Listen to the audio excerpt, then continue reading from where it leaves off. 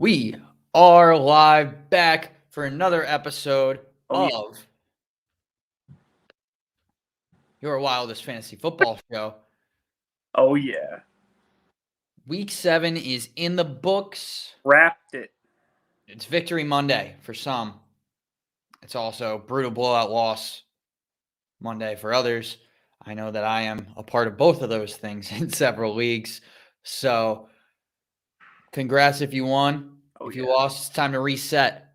We got plenty of season left. Just finished the first half of the season. Right. Whole nother half to go. Right. It's a marathon, not a sprint.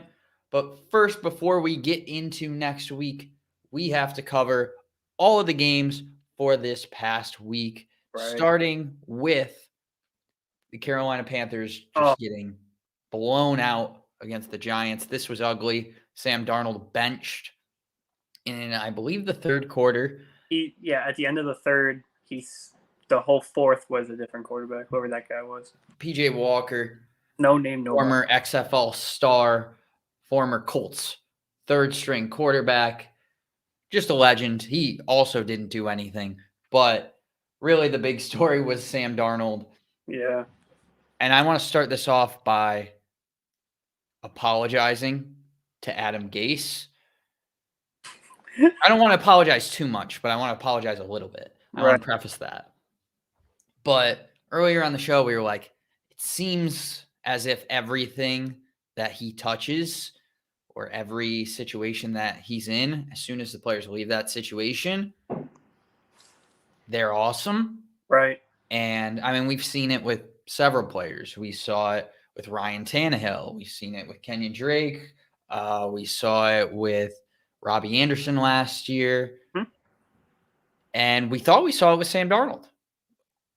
And since McCaffrey's been out and his 4 full games without CMC, he has 4 touchdowns, 7 picks, and a fumble, and 199 yards a game. And some people might say, like, oh, well, who is he playing? He was playing Dallas, Philadelphia, Minnesota, and the Giants. So not anybody that should happen against. So I want to say, Adam Gase, like, don't get me wrong, not a great coach, but Sam Darnold might have not been great either way.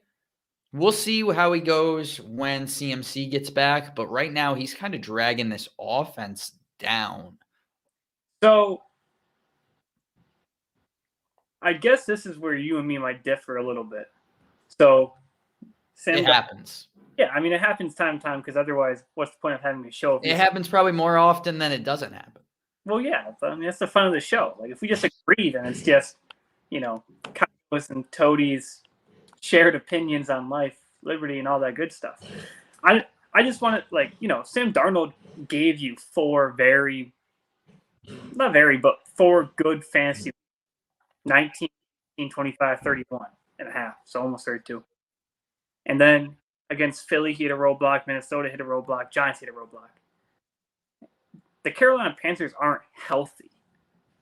Like, they're missing people, both sides of the ball. Obviously, biggest one being CMC not there. You are a lot higher on Hubbard than I am. Hubbard ran the ball 12 times, got 28 yards. It's like poorest performance out there. He needs, help. I mean, DJ Moore, 6 for 10, the pocket was just collapsing so fast watching the game. I don't blame it all on Sam Darnold. Obviously he has to step up too, but it's not all his fault. The team isn't completely healthy around him. I mean, Robbie Anderson dropping wide open passes. Robbie Anderson has been awful. He's been really rough to watch this year. It's not all his fault.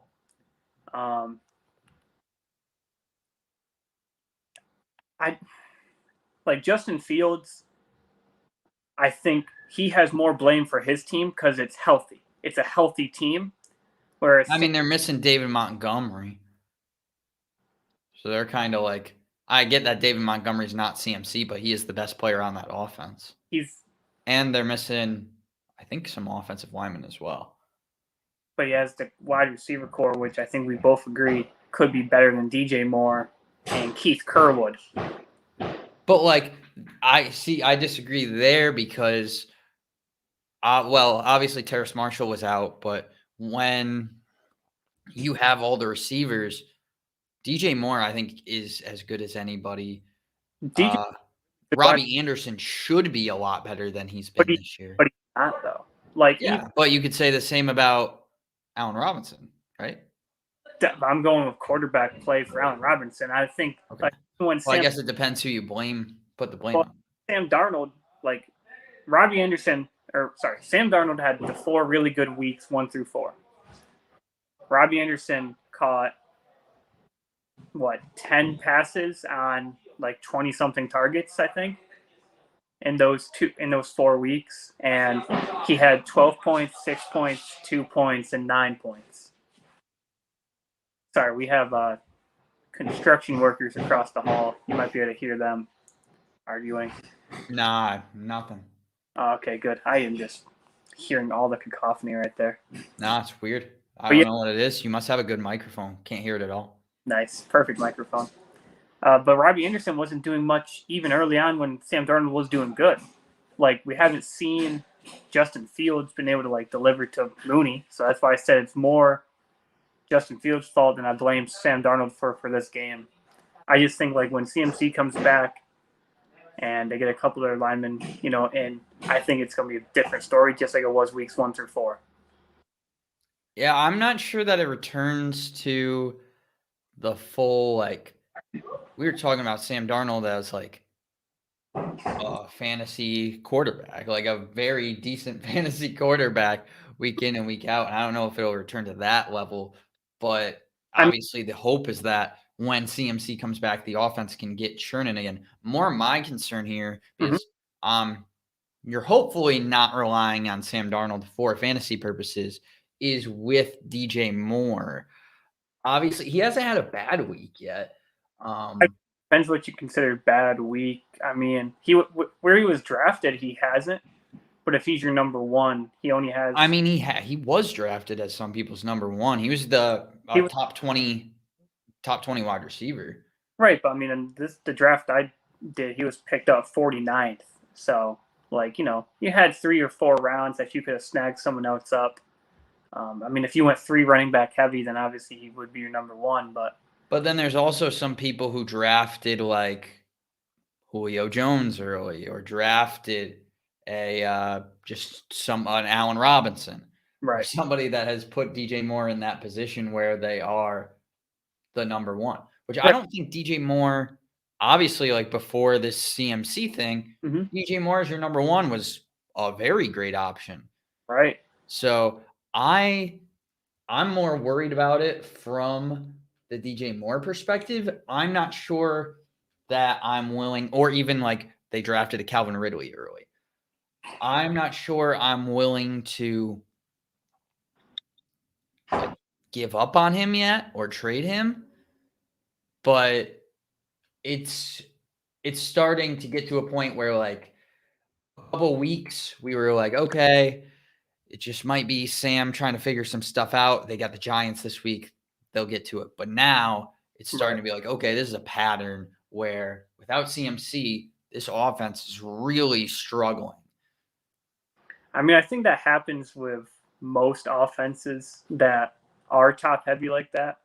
I mean, if Darrell Henderson goes down, the Rams aren't going to be panicking, I thought you were going to say the other way around. I was scared.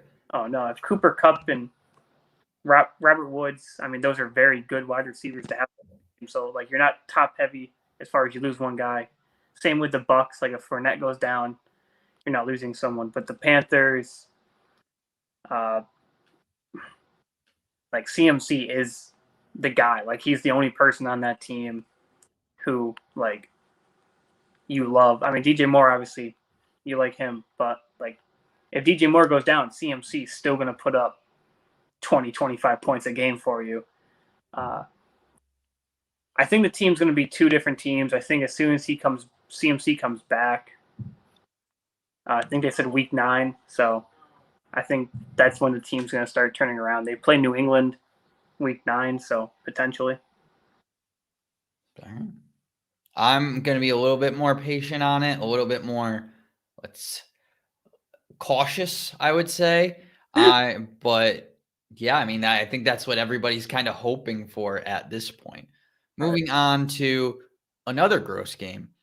The Jets got absolutely routed by New England, not Nebraska, although I've seen Scott Frost lead some pretty good teams about 4 years ago. Yeah, it was just like a terrible game for the Jets. Zach Wilson got hurt as well. Right. Not really anything went right. No. I mean, wishing him a speedy recovery. Supposed to be, so I think he only sprained. It was either strain or a sprain. I believe it's sprained PCL. Yep. And his knee. 2 to 4 weeks. Yeah. So that's about as good a news as they could have heard from that. Right. Obviously, 2 things I think you could say both of us got wrong in very different ways is the Ramondre Stevenson hype. I think a lot of people got this wrong, but I said he was among one of my top waiver claims. Mm-hmm. And you said that, like, don't be afraid to play him this week. Right. Patriots were afraid to play him. And that's really the problem. Right. He was a healthy scratch for this game. Right. Just weird. And I think that's what we get, though, for trying to predict just Bill Belichick's mind. Right. Like, we tried to take on the impossible, and it just got like pushed right back in our faces. Like that's kind of just what we deserve for trying to not outsmart Bill Belichick, but try to get in his head and predict what he was going to do. Right. I mean, Damian Harris and Bolden both had monster games, 25.3 and 19.9. So New England did run the ball. I mean, obviously when you're up 54-13, or when you win the game 54-13, probably ran a moderate amount. Mac Jones was good though. Like he did QB stuff. Like he wasn't super flashy. He wasn't, trying to run 38 times or whatever. But like he looked like a good, competent quarterback there. And it was refreshing to see Mac Jones put up a good week if you're a Patriots fan. Yeah, no, the game was kind of a wash though. And that's a call you got right too, right? Like you said that as Mac Jones is one of your streaming quarterbacks this week. Yeah, I like Mac Jones. I mean, I liked it. It's the Jets, obviously. Yeah, I don't know. Mac Jones looked good. Everyone really looked good, but when you win by that much, yeah, it's hard not to look good. Right, like anyone who didn't look good, I think, like Jacoby Myers didn't get 10 points, and like, Hunter Henry, Patriots D, Nelson Aguilar, J.J. Taylor, Kendrick Bourne, like all these other guys did, and it's like a little worrying. I mean, Janu Smith also didn't, but that's fine. He had the lead. Construction workers have a cat? No, we have a cat. Oh, that's yours, not the. Yeah, our little okay. He's good just to know. Around doing cool stuff, I'm not like. I'm not worried about anyone on the Patriots, and I wouldn't want anyone on the Patriots besides Damian Harris. That's kind of like where my mind goes. Not that like I don't think anybody else is rosterable, but I just don't think I would want to invest in it. I don't think the Patriots are going to be this prolific of an offense week in and week out. So I'm just not. But we know they're going to run the ball. We know that whether they're winning by 41 points or winning by 1 point. 3 points, like, yeah, they're going to run the ball. That's kind of this team's identity. So I think Damian Harris is definitely the leader back there. We'll talk more about the other running backs tomorrow, probably, but I'm not looking to invest in them in waivers or anything. I like Kobe Myers. He is the number one receiver for this offense. But obviously, when you blow out a team like this, you're going to have a down week. He got you 9, which like isn't good compared to like some of the other people on his own team. But when you don't need to pass the ball an insane amount, you can like afford to spread the ball, spread the love, and like it wasn't a game that like they needed Jacoby Myers to be otherworldly. Like they just needed him to be out there, catch balls when he could, and I think everyone played their part well this game. My big concern with Jacoby Myers is one, just how he is used as a slot short yardage guy, and two, I mean, he just doesn't, quite literally doesn't catch touchdowns. I don't think he has a touchdown in his career. Jacoby Myers, A receiving touchdown. has none this year. I want to look that up just to verify, but I'm pretty sure it's like a historic thing that he literally just does not have. Yeah, he does not have a receiving touchdown in his career. I mean, it happens to the best of us. He is leading the team in total targets, though. He has 59. The closest has 35. So he has 24 more targets than everyone else. But I think he needs that too. I think that's kind of. But if you get those targets, like fantasy points will come. Like, I'm just not sure because that's like, I think that's where my concern comes in. It's like his targets aren't worth as much because they're 8 yards down the field. So he's going to need double the targets of a Kenny Galladay type or a Julio Jones type to be able to put up the same amount of numbers. I mean, he had 4 looks in the red zone this year. One behind Nelson Aguilar for wide receivers. So like, it's not great. 4 looks. He just needs to like live around those looks. That's all it is.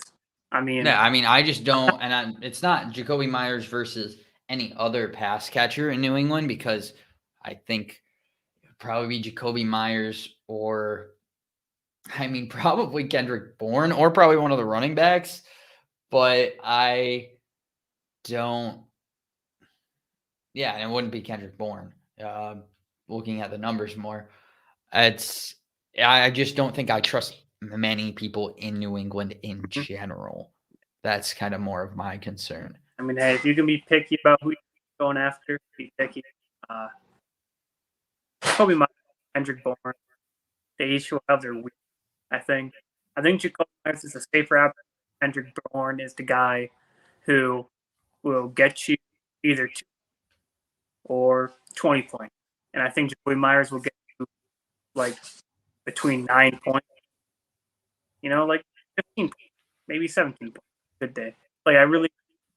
I think Jacoby Myers is probably the receiver that I trust the most. Right. But I don't that's just not saying that much there. It's like saying that the original Slim Jim is the Slim Jim that I don't think will be the worst decision on my stomach when I know that it's going to still kill me. Speaking of stomach problems, what a transition there. Wow. This game, Kansas City, Tennessee. This might have been the worst good game that was on the weekend. Yeah, it was.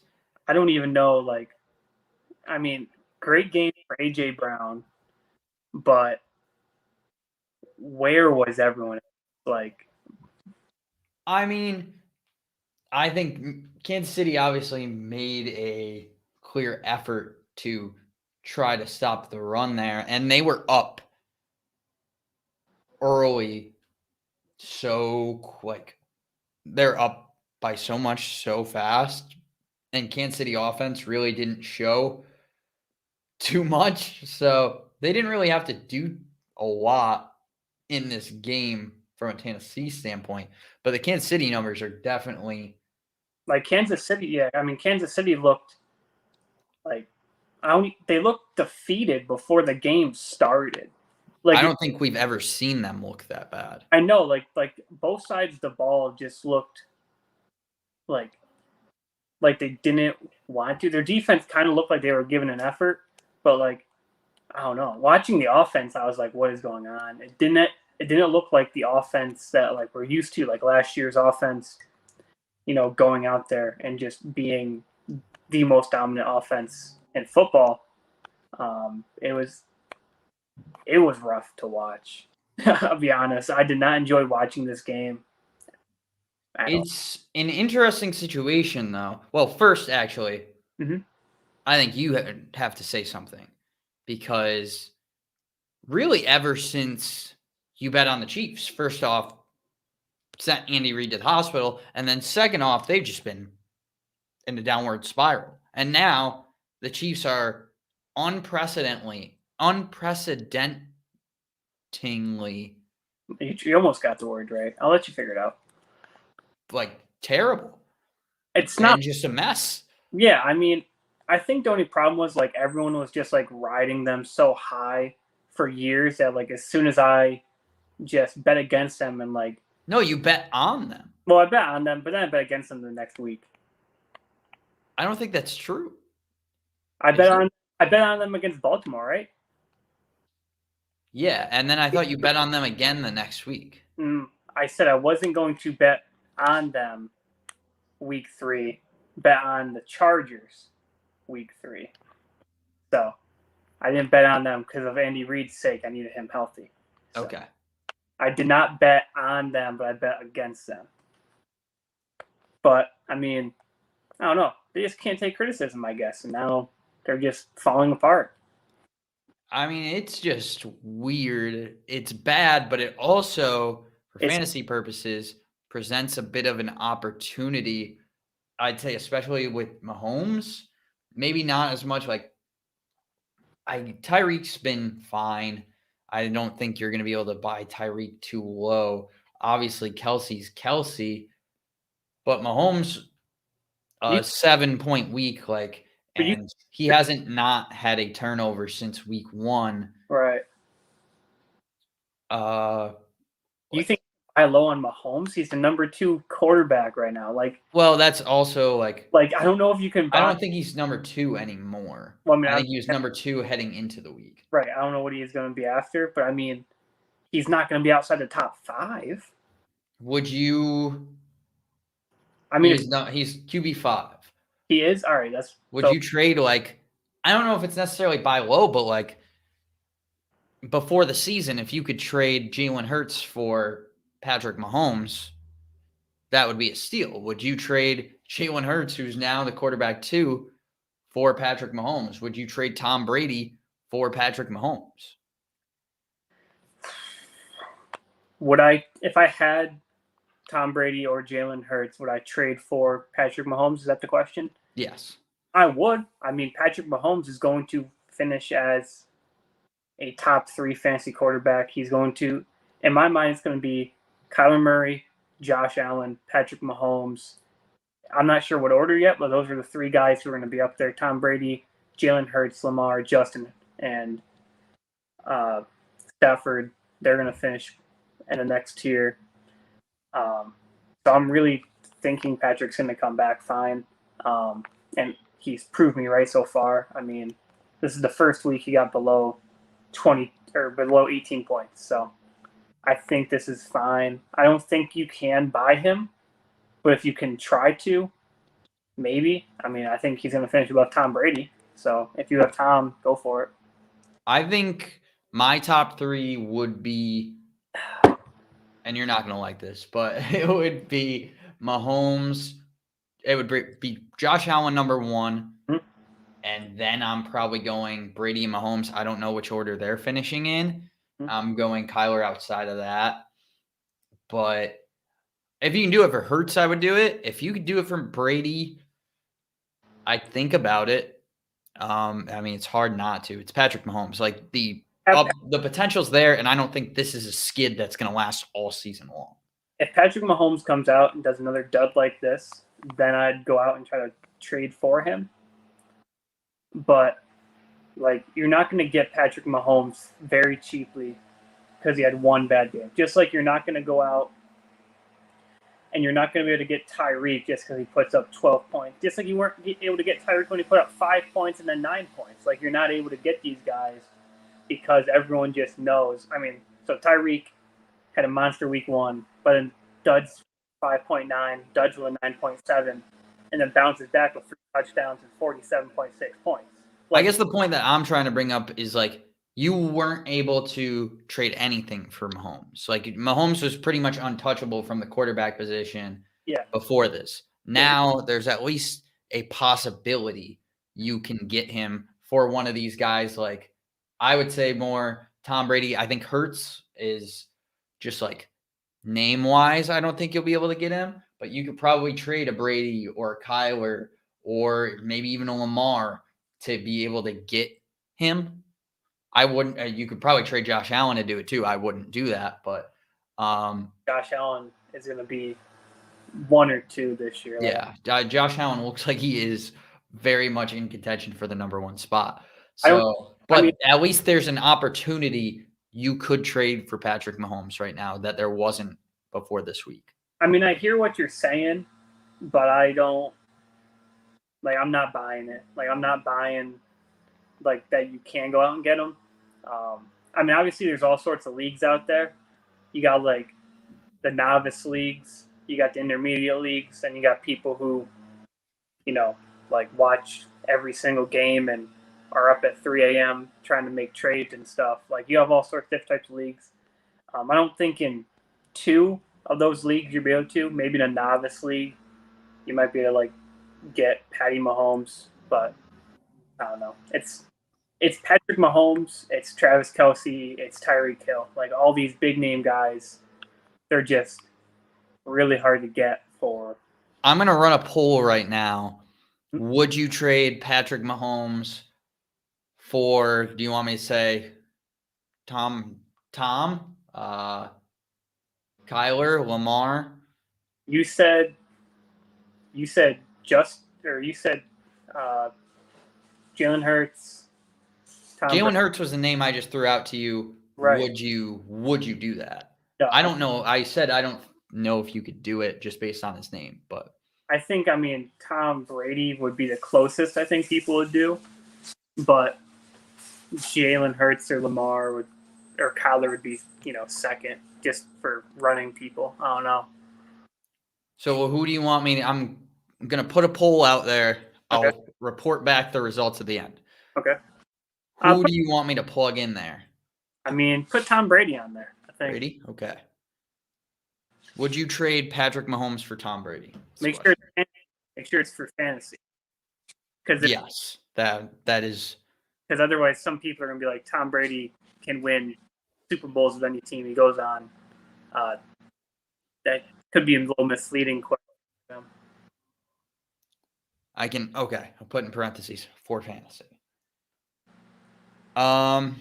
We talked about AJ Brown just shitting on the Chiefs, like, so much. 8 for 133 and a touchdown, 27.3 fantasy points. Right. Yeah, just letting loose. I said great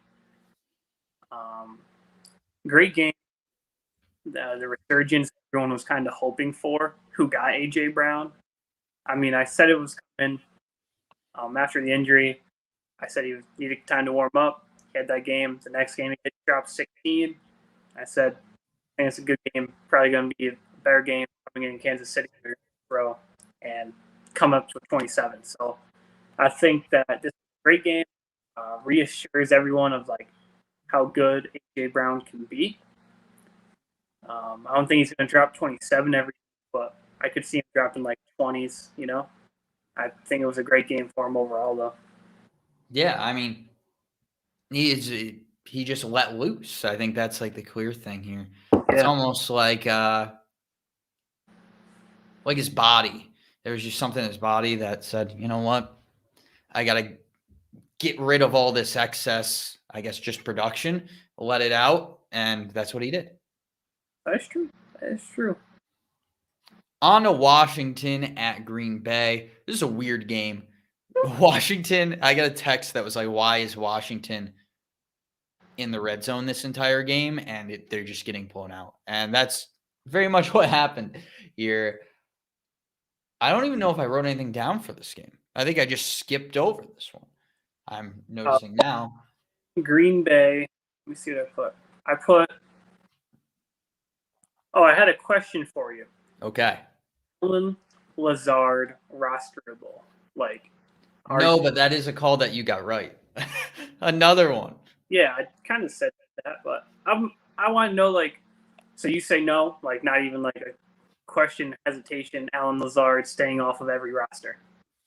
I mean, he's staying off of anyone that I have control of. Mm-hmm. I just don't see consistent production from him. I mean, He has 2 games. It is the last 2 games where he's had 5 targets. Right. And he has a touchdown in both.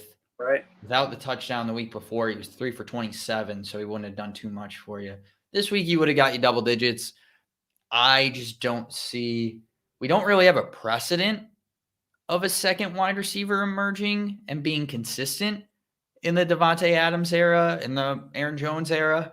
So I don't really I'm going to need to see more to believe it. I mean, I'm not sure if I'm with you all the way.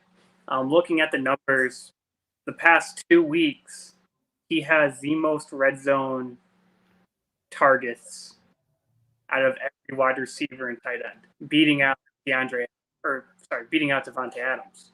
Devontae Adams has 3 in the past 2 weeks. He has 4. I think it's interesting just because, like, you know, some running backs, they're not the workhorse guy, but when they get inside the 20s, that's when they get production. That's what gets him on the fantasy rosters, like a Zach Moss.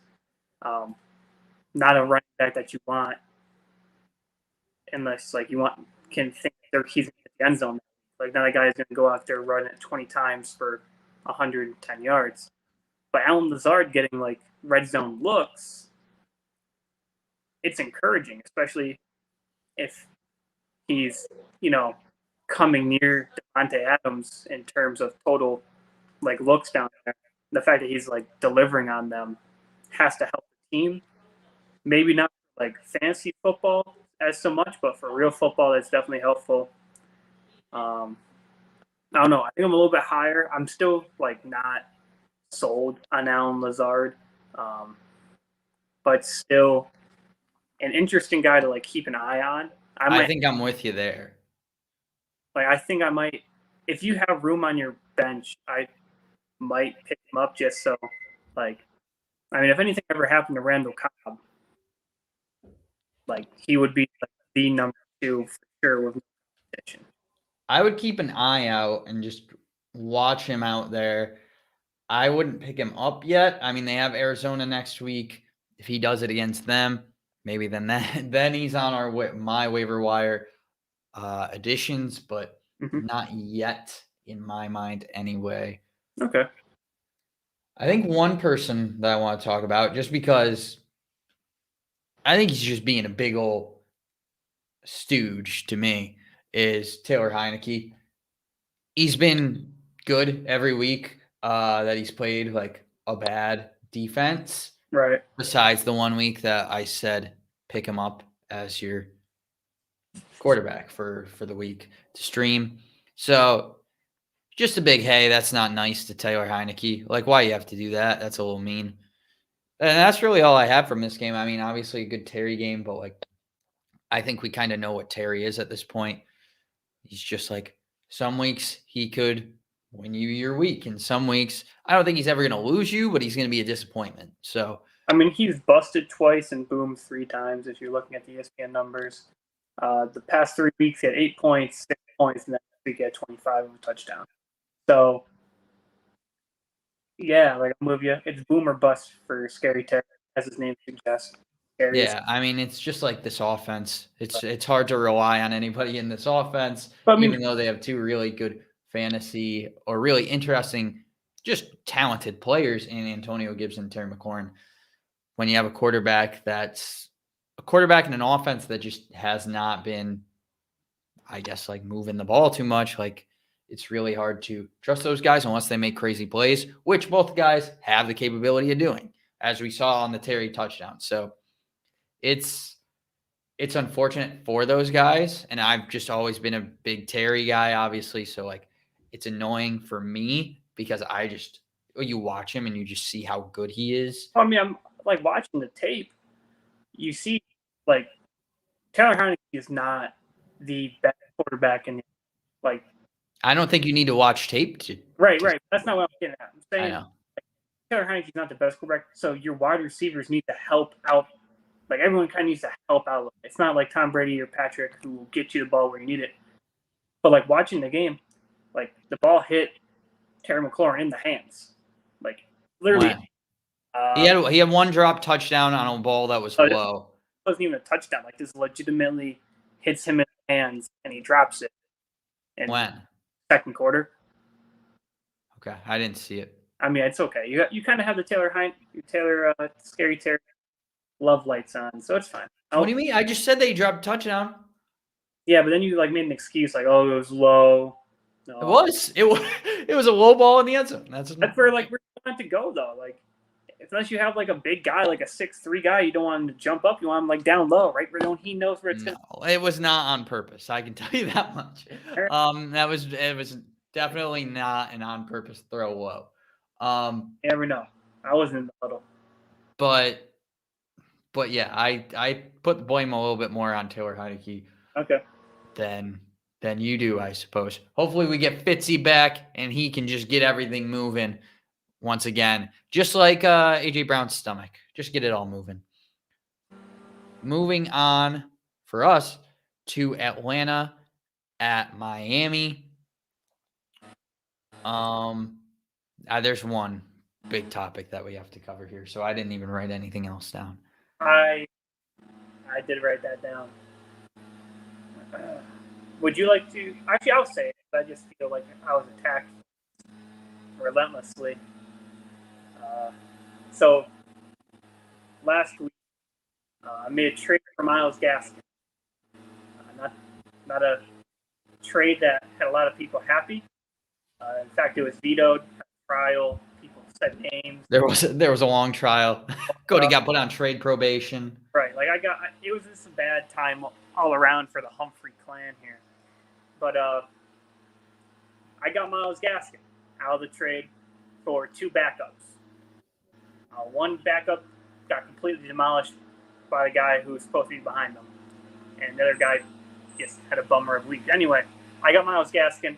Myles Gaskin puts up 17.7 points ahead of big names that were being laughed at, like Derrick Henry, Joe Mixon. Are you saying that Myles Gaskin is going to be better than Joe Mixon, Derrick Henry? I am saying that, like, tape doesn't lie. As soon as I get someone on my team, they just go off. Like, it's just how it happens. Well, I do want to say that I don't know. I mean, there were some areas that I was wrong on Myles Gaskin. There were some that I wasn't. Starting with where I was right, because that's obviously much more important than where I was wrong, right? Is I knew he was going to have a good game this week.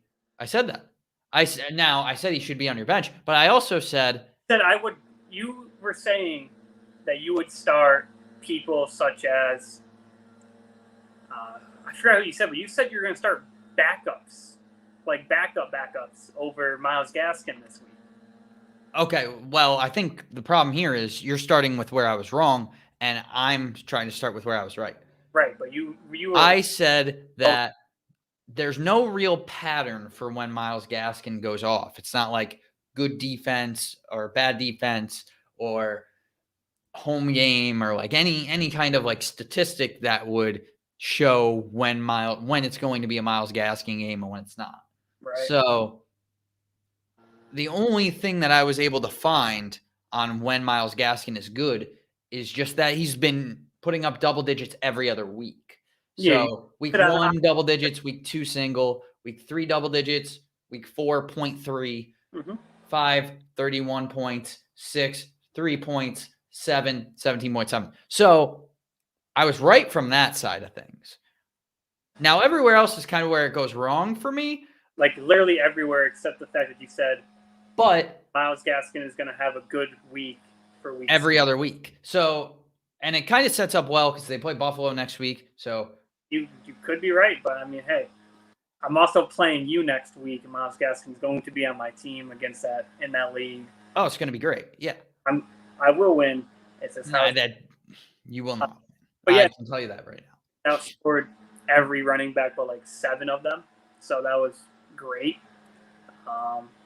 And he actually looked moderately decent. Like, I'm not saying he looked great out there. Like, back to like actual talk, not just like me picking on Kondo for bashing my guy all week. He looked productive. I mean, 15 for 67, like that's like, I get it, you're playing Atlanta, but like, I still think like kind of give a little bit of credit for like how he actually like ran the ball, and like he got catches, which kind of helped him, but they weren't for like anywhere. Like he just was getting stopped so quick on his runs there. I think it was a good game for him and a good game uh, for Gesicki too. I think both of those guys monster games out of those two this week. Yeah, I just want to clear up a little bit of the Gaskin talk as far as like now a lot of the stuff that I was talking from with Myles Gaskin was on what we've seen. So like when I'm talking about my fantasy opinions, I try to like build them into I think what a lot of people do. It's like what they see and then what the stats tell them. Now, this game was the most carries Myles Gaskin had all season. Only a second game with double-digit carries. Right. First one was in week 2. 3. It was most touches he's had all season. I mean, he's had 5 or less rushes in like 2 times as much of the time as he's had double-digit carries. So like, and then last week when I watched them in Jacksonville, he was dropping passes and sharing time with Salvin Ahmed and Malcolm Brown. So like all signs that I saw were pointing to like trouble for Myles Gaskin. And a lot of the people, I think one of the interesting things is we were kind of on opposite sides of the coin early on in the season. Like when week 4 came around, I remember saying that like I was going to be on the Myles Gaskin bandwagon, Right. and you said you don't need a guy on your team who's like got 0.3 points. Right. And then I turned in week 6, and you turned in week probably around that week 5 point. So like a lot of things turned over there. I mean, after he performed against Tampa Bay, I was like, maybe there's a chance because he's a receiver back there. I mean, he only has 2 games with less than 5 targets. Like, he's a receiver who can run the ball. And once I started to look at him that way, I was like, maybe this guy can, like, get me some production because if he has a chance to run the ball 5 times and then catch it 5 times, I mean, 10 touches, 5s are going to be swings or something. So that's kind of yards. And I think that's where I started to get my love for Myles Gaskin. Not a number 1 running back, but like as a number 2 running back, I think he's going to be a fine option. Now, I do want to say Malcolm Brown did get hurt in this game and was out for, I think, the majority of the time. I want to be able to pull this up for what his stats were. He was 3 for 10 rushing. He also had a catch, and he hurt his quad and was out for the rest of the game. I think that helped a good amount with the Gaskin usage. Right. I think Gaskin's like a really talented player. It's just seems like the Miami staff was kind of against him for a lot of the year. And I think it's safe to say that you won the trade. I won it this week. I think that's like my thing is like with Gaskin, I'm still very, very hesitant on what his I'm not expecting this every week, obviously, because the only trend I've seen is every other week. So I may be expecting something around this every other week, but every week, no. I mean, who knows? I think we played Buffalo already this year, and now they're going back, but this time they're going to Buffalo. He got 8 points that game. I mean, depends on how serious the Malcolm Brown injury ends up being. Could also really affect it. But Buffalo has a really tough defense. Sorry, like a hiccup. I mean, they're letting up less than 100 rushing yards a game, which would scare me if he was like a running back, but he is a wide receiver who just runs the ball. So I think he'll be moderately okay, especially if Brown is out. I think it's going to be a decent game. Not a crazy game. I'm guessing like 10 points, but another double-digit week, I think, this week. That's just predicting it. I don't know. I think obviously Malcolm Brown being out will help a lot as far as how much the usage goes, but I think this team is going to ride the hot hand. Mm-hmm. And I do believe Gaskin's the more talented back than Ahmed. So I'd favor Gaskin out of the two. But again, I'm so hesitant just off of what we've seen from him already with having these good weeks and then duds. So I'm a little bit more passive, but you're definitely feeling better about having Myles Gaskin at this point. Did you see the Calvin Ridley handoff, fumble, interception that happened in this game? That was a weird, yeah. Calvin Ridley was going to the ground, on the ground actually. Yes, I'm pretty sure, and contorts his body so the ball doesn't hit the ground and kind of shoves it. Ball was behind him, right? But he was on the ground looking at it sideways, and he hands the ball up.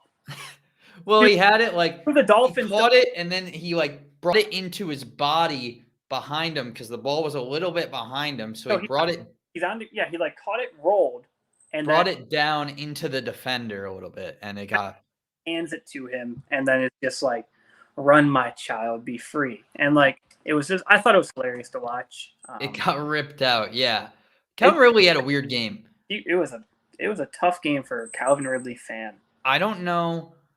I didn't see enough of the game to know whose fault it was. I saw Matt Ryan make some dumb plays at the end of the game. There was one play that was really funny. There's I guess a couple. The Tua fumble was the Tua pick was a very funny play, but maybe my favorite was the Matt Ryan run. I think it was a third down at the end of the game. Remember. And he tried to, there's defenders right in front of him. And I don't know if he thought he was going to juke them out of their shoes or what, or truck them or what was going to happen. I mean, I'm not going to put it past him. But Matt Ryan did not pick up the first down with his feet. And Miami would go on to still blow the game. So it didn't really matter. That's actually the possession before Miami got the touchdown to take a 28-27 lead. But, yeah, I think Gaskin was the talk of that game for us anyways. Yeah. Cincinnati at Baltimore, this was probably, I'd say for most of the surprise of the weekend, Baltimore was looking pretty good, coming off a huge win against the Chargers, and then Cincinnati just absolutely rocked them. I think for me, there's a lot of things people just looking at this game or the stat line or the fantasy numbers are going to see that are kind of misleading. So I wanted to bring some of that stuff. I would say don't overreact to CJ Uzomah's numbers.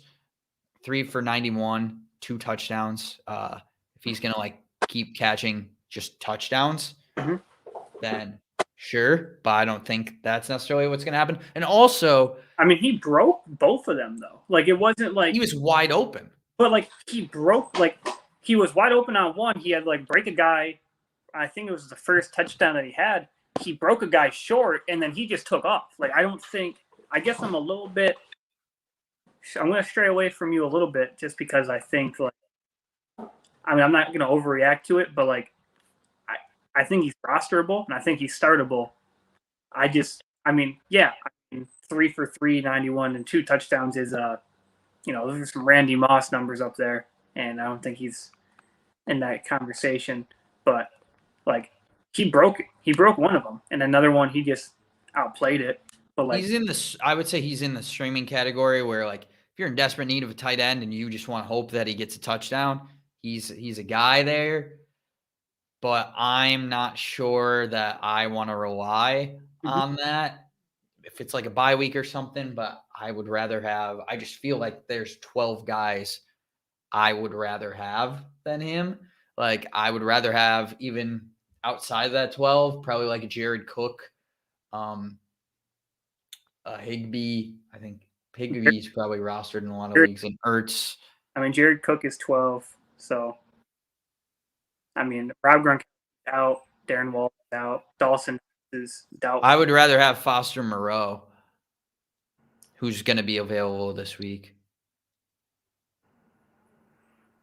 I don't know. If Waller is going to be out for a while. Definitely not in your boat then of this guy's terrible. I don't think he's terrible. I just don't think he's worth a roster spot for more than a week. I don't know. Watching the game, he was deep. He went deep on one of them and outplayed, pretty sure it was a safety or a corner or whatever, challenged a guy who is known to be, supposed to be good ball hawk back there. And he outplayed. I don't know. I don't think I have more love for him than I do hate. And especially with the way people are getting injured and bye weeks, definitely he should be starting on more teams than he is not. Would you start him over a Rob Tonyan? I don't know if I do it over Tonyan just because Tonyan has, I don't know. I like Tonyan too. I don't know. I probably would though. I would. Because I just think that there's so many options out there at tight ends that are can get you a touchdown. Right, but Robert Tonyan, when he gets a touchdown, he gets you 14 and 6. When Usman gets you a touchdown, he gives you 24, 26. I think. He got you 2 touchdowns this week, though. Okay. I don't the 2 best weeks for Usman are better than the 2 best weeks. And the 3rd best week for Usman is way better than the. Where's the coming in? I just put it there. Okay. Yeah. He's my man. So Usman. I don't know. I like the fact that in the past 4 games, he's had 3 in double digits. I think that's. You kind of got to look at usage numbers, how the games are treading, and the fact that he keeps getting involved. Every week one basically. I think that is way better than having a guy who just has a bigger name or on a bigger team. But I don't think it's the name. I think it's the usage. You talk about, I guess, as a deep threat, then it's what we were talking about as far as the Jacoby Myers versus the Kendrick Bourne conversation, where I guess you could argue that Uzma's now you're messing me up. I think I said Usman at some point. Good. You could argue that his targets are worth more, but he has 1 game with more than 3 targets. So that scares me. And then also it's touchdown. He had 1 touchdown and got you 10.5. And in the other games, he got you 2 touchdowns. So great. You're kind of hoping you're relying on that touchdown, obviously. And I feel like there's a bunch of guys that you could just go out and say, oh, I can hope for this guy to get me a touchdown. And I just think you don't have to roster that guy consistently. Uzma is rostered in 10 believe. Yeah, but I'm just saying towards the argument of like you're arguing that you should roster him consistently, right? Like you're saying that you should keep him for more than Be rostered in a lot more leagues, and depending on who your tight end situation is, of course. I mean, I think you should play him if depending on who your other tight end is. I mean, I'm not seeing 12 other tight ends who are healthy who I'm starting over him. Okay. We got to move on, but we can talk about this more tomorrow, where I'm sure that he will be mentioned. The other thing that I want to talk about quickly is the Mixon Pirine split. I think a lot of people are going to say, oh, Pirine had, I think it was one less carry than Mixon and outscored him in fantasy. A lot of that came when this game was like the Bengals already took everybody out. So I would not overreact and say, oh, like this is a full backfield split, because I think it was 12-2 or 12-3 as far as carries in favor of Mixon before the Bengals took out their starters. I don't know. Pirine's there. I'm not sure. That is true. I mean, I'm not sure if you can ignore it. I think Mixon does take a hit. Quite. What do you mean? Like your face like made it look like that was like crazy. Well, I just think like I don't think. I mean, Mixon. What I said was true from like the usage standpoint. But Mixon had 4 more plays than Pirine did. But that's because they took out the starters. I literally just got done explaining that, Yeah, right? Like they took out the starters with how much? Like 8 minutes, like 6 minutes left in the fourth quarter. So he got 6. So in 6 minutes, Pirine all of a sudden gets 30 downs. Like I guess I'm very confused on like where you think like get 6, where they get 30 plays. And I didn't say he got all 30 there, but I think he got a lot of work in there. Yeah. Watching the game, he was out there more than you're like leading it to be believed. Like I think he was out there more than people are giving him like you're trying to give him credit for. I mean, he wasn't running as much as Mixon was early on, but he was still out there. I didn't say he wasn't out there at all. I'm saying that it's not like an even split. I mean, obviously Mixon had 4 more carries, just monster more numbers. I'm just saying it's not like it's Mixon's job. I mean, Mixon's still a clear like I'm not moving Mixon at all from like RB2 range where we had him.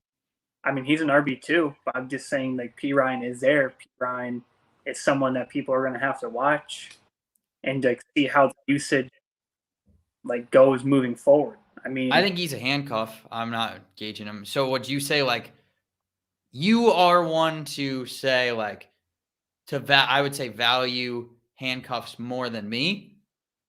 I don't think I do. I'm just like saying how they affect people more. You are very against trading away Tony Pollard early on in the year.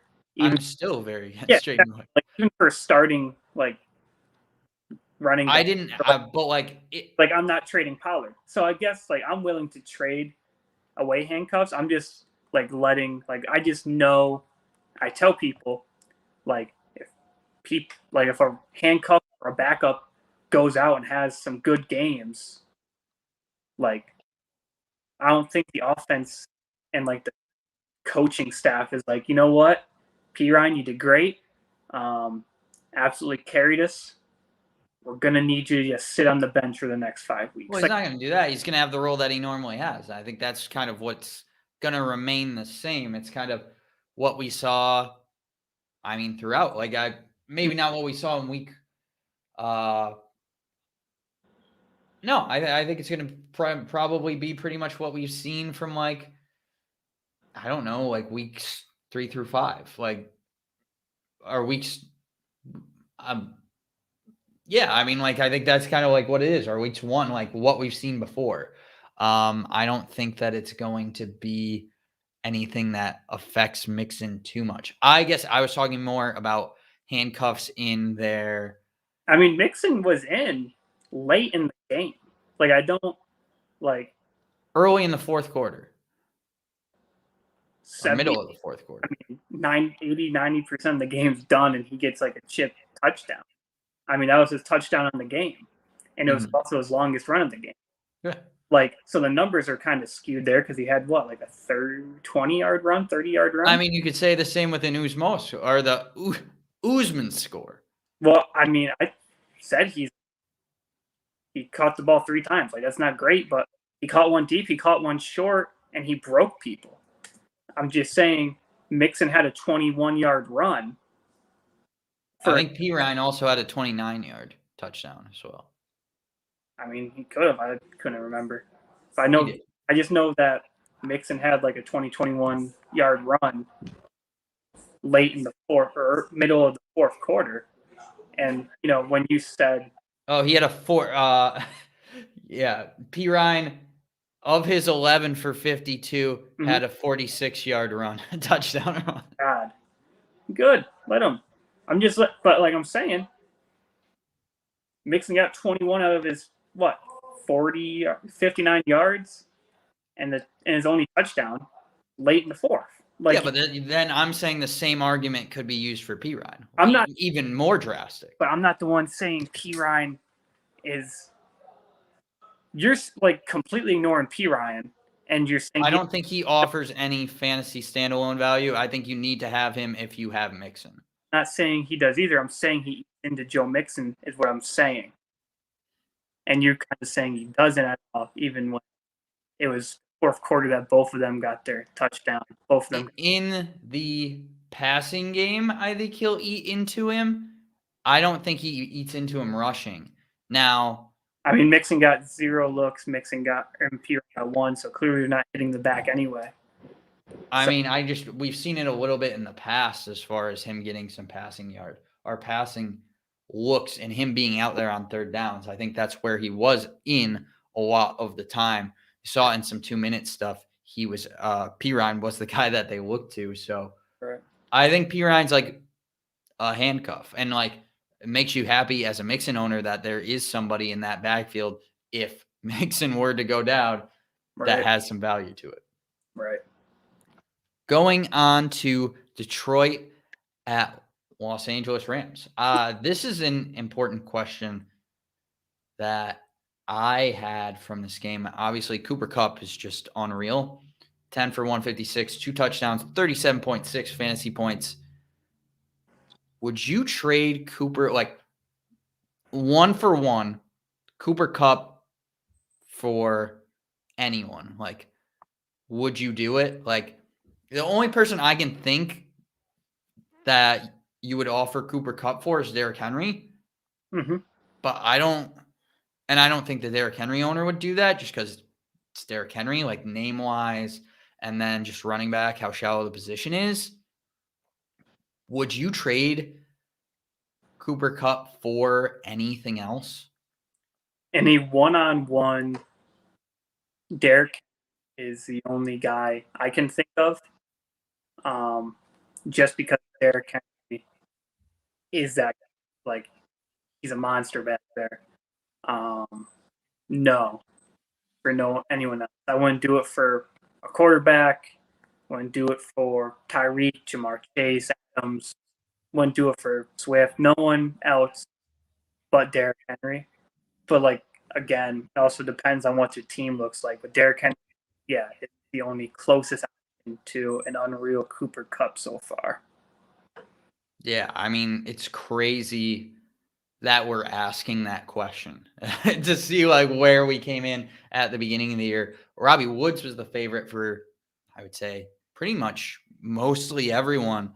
And to see Cooper Kupp come on like this and us say like the touchdown numbers have to regress. The touchdown numbers have to regress. Like he just keeps doing it. And there's nothing that I will ever doubt Cooper Kupp in going forward. And good news, they play Houston next week. Right. He has 1 targets on the year. Robert Woods next to mine with 50 for the team. So, yeah, he is just a guy back there. Double digit every single week in terms of targets. Only 1 week in terms of receptions, but like when you're getting that many looks, it does not matter. Cooper Kupp is going to win people leagues this year. It's going to be awesome. Absolutely. Agreed. Do you have anything else from this one? I said Swift with an inordinate day and Kupp with an exorbitant day. I would agree with both of those. Right. Swift is definitely putting up an RB1, so like he's kind of solidified himself in that tier, right? You know what ornate means? Do I know what it means? Right. I could think. Inornate? Is it like unusual? DINATE. Unusual or disproportionately large or excessive. That is how I view DeAndre Swift. Like not the person, but the fantasy numbers. He's unusually excessive. Unusually or disproportionately large or excessive. Interesting. I'm not sure. Can you explain that? Yeah, I mean, sure. Since it's a fantasy show and we talk about stuff like this, I'll elaborate. Okay. I just don't see the Lions are terrible. Undefeated in terms of wins. Yes. They can't win, to say the least. I don't think DeAndre Swift carries on being number one back. Like at the end of the week, he's going to be up there in terms of like top 5, top 4 backs up there. He's not going to finish there at all. If I had DeAndre Swift, I'd be more worried that he is going to like come back down to normal than continue with this like crazy stretch. Like this year has been weird watching him just because I don't think he's that good and I don't think their team is good, period. So I don't know how like he has actually been able to keep up like this, but it's blowing my mind every week. Yeah, I mean, they just use him so much in the passing game, right? So like I could see it keeping up. As long as the Lions offense operates at a decent level where they are scoring some kind of touchdowns and they're not just being like kept to field goals or just shut out, I think DeAndre Swift is going to play a major role in fantasy seasons. It hurts me to like say that. It is weird just being on the Lions. And also like, I think he might be what you were saying with Myles Gaskins to a bigger degree, as far as like viewing him as a receiver that also runs the ball. I think that could very well be what DeAndre Swift is this year. DeAndre Swift does epitomize that. I just think he's down. Like I really don't see him staying up in like the top 5 area for the rest of the season. But he is their receiving back. I mean, yeah, it's. But I think he's going to be a back end running back 1. I mean, I think the numbers will put him there, but that's just because of the 30,000 injuries we've had at running back so far this year, and I don't like him back there. I don't know, and it's also on the Lions. I don't know. I think however he gets there, he gets. I'm fine with saying that he's a running back 1. Yeah, I mean with CMC out and Dalvin Cook not playing for half the games. I mean, yeah. I mean, wait, whoa. Okay, Dalvin Cook missed what, 2 games? He didn't. He was listed as active in a game and then proceeded to sit out, I believe, like 7 or 8 series in a row, come in for a play and then leave again. So he's missed. Okay, well, let's keep making more excuses for Cleveland. It was against Cleveland that it happened. He's played 3 games, officially sat 2, and then against Cleveland, he sat for 3/4 of that game. Like, watching the game, I will let you know he sat for 3/4 of that game. Then he had the bye week. So DeAndre Swift's had a groin injury basically all season. So we can make excuses willy-nilly all the time. Swift hasn't missed a game, though. Oh, yeah. He just has a little bit more grit to him. I guess so. And I think that's what separates the running back ones from the running back two, is just the grit and the willingness to go the extra mile, even with a hurt groin. Have you ever hurt your groin before? I won't say how on this kid-friendly show, Kondo. Fair enough. Houston at Arizona. Flipping over. I had trade D-Hop if you can. He didn't even have that great of a game. We talked about that before, that we thought this might be the big game in which you can trade DeAndre Hopkins off of. But you talk a little bit about like the difference between leagues as far as being like novice leagues, intermediate, whatever you want to label it as. I think even just looking into the numbers, like even just pulling up his profile on whatever site that you have or you do fantasy on and seeing how he has gotten his points this year, it doesn't make me feel good about trading for him. Like, regardless of, I think, any level of like crazy fantasy knowledge, you just look at some of, okay, he does have 9 targets in 2 of the last 3, so that makes you feel a little bit better. But he has 7 touchdowns, and it's not like Cooper Kupp, where he's also putting up 150 yards. He has season high of 87 yards this year, and we're through 7 games. Yeah, I mean, I don't think you trade him. He has 47 targets on the year. Not the typical DeAndre Hopkins role that we're used to seeing. But, I mean, he's beating out DK Metcalf, Tyler Boyd, A.J. Brown, T. Higgins. Like, Tyler Boyd didn't need to get thrown in there. I mean, sometimes. You never know. Depends how high you are. And some people just need reference points like, oh, Tyler Boyd's. Who is trading? You know what? I'll give you DeAndre Hopkins for Tyler Boyd. No, I'm not saying people are doing that. I'm just letting you know, like, he's out, like, out targeting people. All right.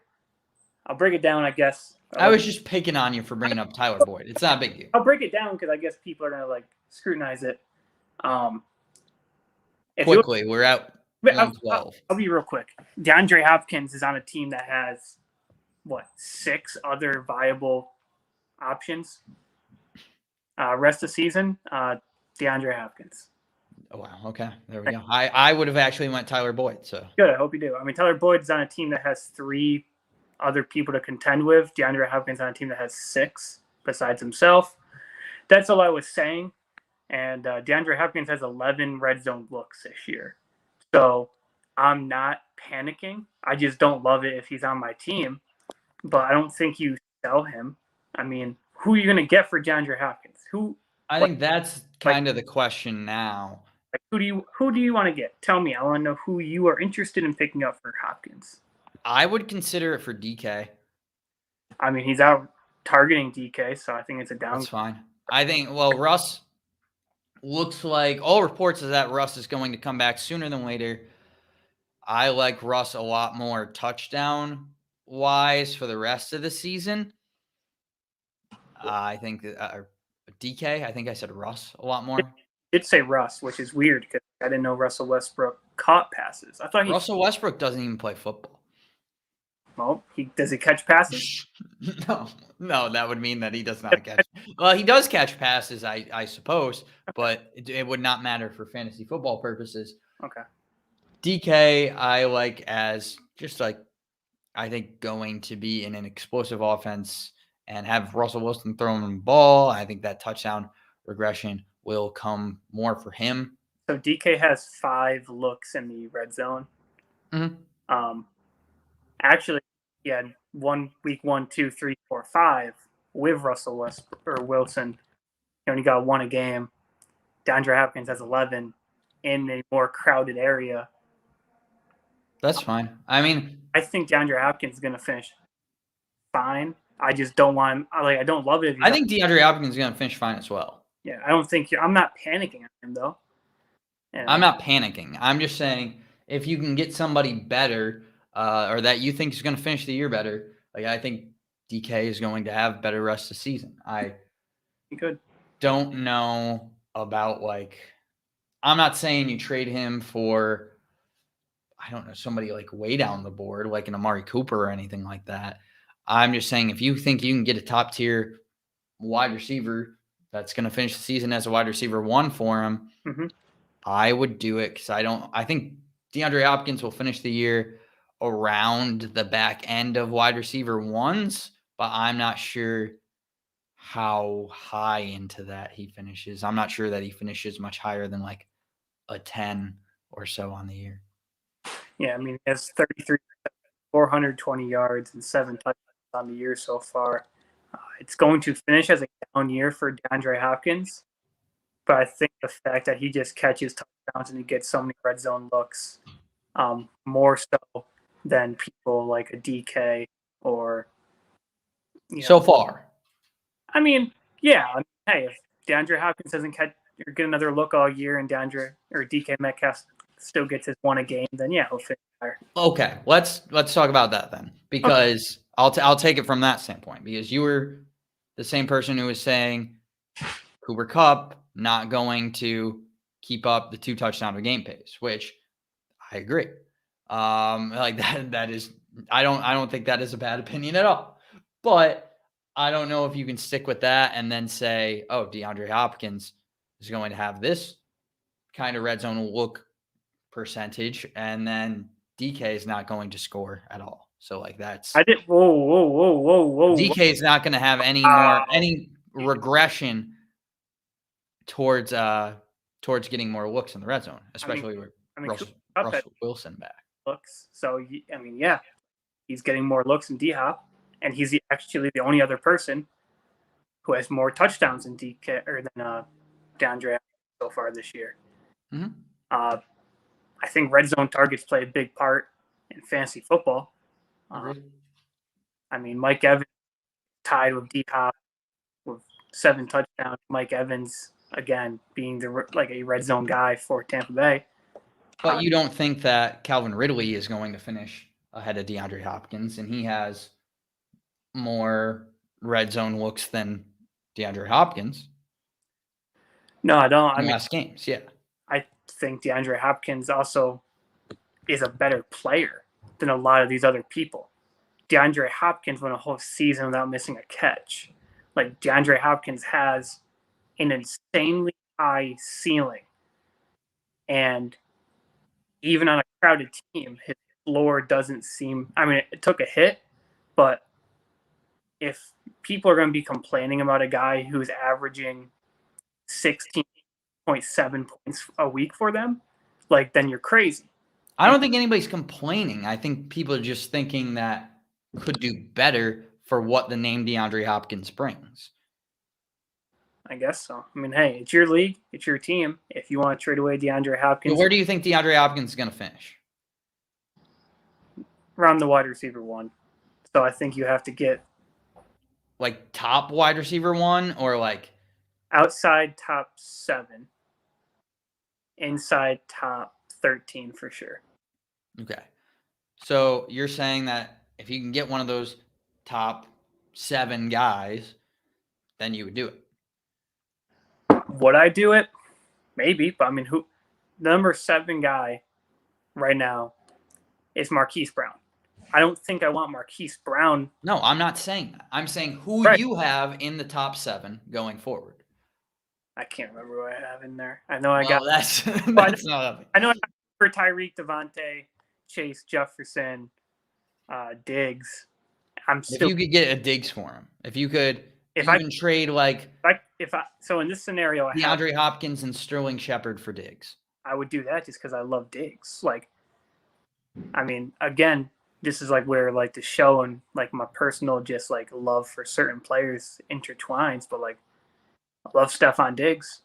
I always love my old Vikings. I mean, I love Justin Jefferson. So, like, obviously, I'd want one of those guys over DeAndre Hopkins.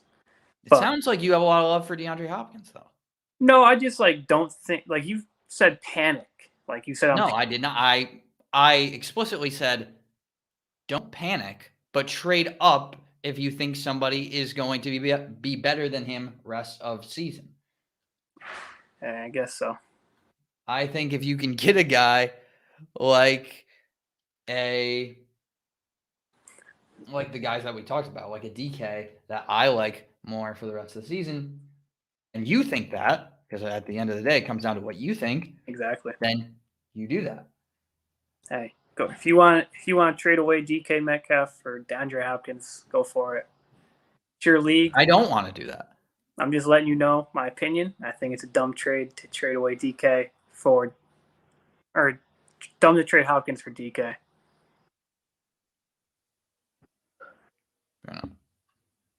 Other thing quick. Yeah. Ertz, 366 and 1, 5 targets. Nice to see him getting work early. Yeah. I loved it. I love seeing Zach Ertz like back to like he had a good game. I mean, he got 5 targets, which I thought was crazy for a first game. But I loved it. Love seeing it. Yeah, I mean, it's definitely a good sign going forward. Oh, yeah. Very happy if you added him in your leagues. And if not, he is going to be a top waiver guy this week. Right. Chicago at Tampa Bay. I don't want anyone from this Bears offense not named David Montgomery. And at this point, I think with how bad things are, you should probably consider seeing what you could get for David Montgomery before he comes back. Like if you have a Khalil Herbert and I don't think you necessarily have to, because Khalil Herbert or whoever has been running the ball has looked okay in the meantime, has looked actually very good. It's just putting up point totals like this, the touchdown percentage or the touchdown chances for a Bears running back are much lower than even a Tampa Bay running back. Right. Who might not put up as many yards, but might end up scoring more fantasy points just because they can get in the end zone. Right. More or have more of a chance to score. So yeah. I'm not saying, again, I'm like not panicking on David Montgomery. Yep.